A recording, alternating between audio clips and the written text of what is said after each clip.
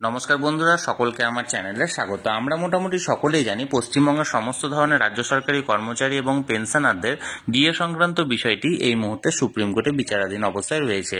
এই ডিএ কেসের আগামী দিনের ভবিষ্যৎ এবং ডিএ কেসের শুনানি নিয়ে এই মুহূর্তে একটি অত্যন্ত বড় খবর সামনে এসেছে। কি সেই খবরে কি কি বলা হয়েছে সকল কিছু আজকের ভিডিওতে বিস্তারিতভাবে আলোচনা করব।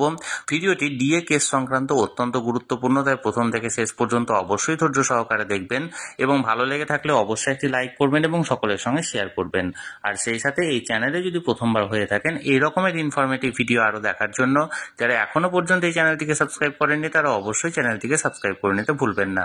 তাহলে চলুন আমরা বিস্তারিত দেখে নিই।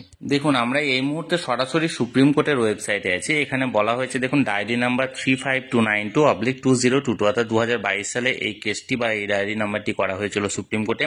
এখানে দেখুন, the state of West Bengal versus confederation of state government employees West Bengal.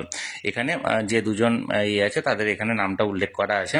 এবার দেখুন নিচের দিকে কেস ডিটেলসে কি বলা হয়েছে, ডায়েরি নাম্বার, কেস নাম্বার, যাবতীয় সমস্ত কিছু দেওয়া হয়েছে।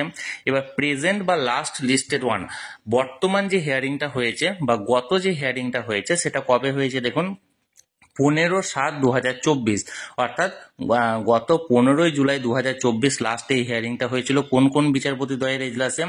Honourable mister justice Hrishikesh Roy and honourable mister justice SBN ভাট্টির এজলাসে।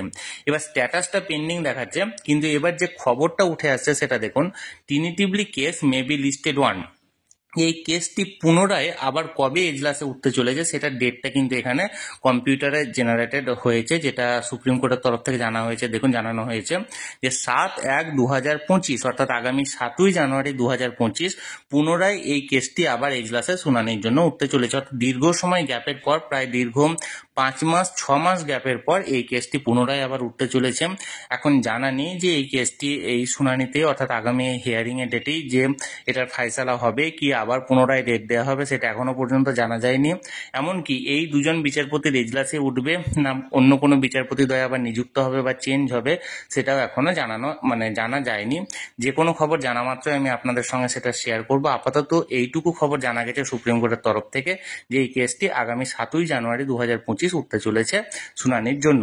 তাহলে বন্ধুরা, যেটুকু খবর পাওয়া গেছিল সেটুকু আমি আপনাদের সঙ্গে শেয়ার করলাম। এই নিয়ে যদি কোনো রকমের কোনো প্রশ্ন থাকে অবশ্যই কমেন্ট করুন, আর এই ভিডিওটি ভালো লেগে থাকলে অবশ্যই একটি লাইক করুন এবং সকলের সঙ্গে শেয়ার করুন। আর সেই সাথে এই চ্যানেলে যদি প্রথমবার হয়ে থাকেন এই রকমের ইনফরমেটিভ ভিডিও আরও দেখার জন্য যারা এখনো পর্যন্ত চ্যানেলটিকে সাবস্ক্রাইব করেননি তারা অবশ্যই চ্যানেলটিকে সাবস্ক্রাইব করে রাখুন। ধন্যবাদ, দেখা হচ্ছে পরের ভিডিওতে।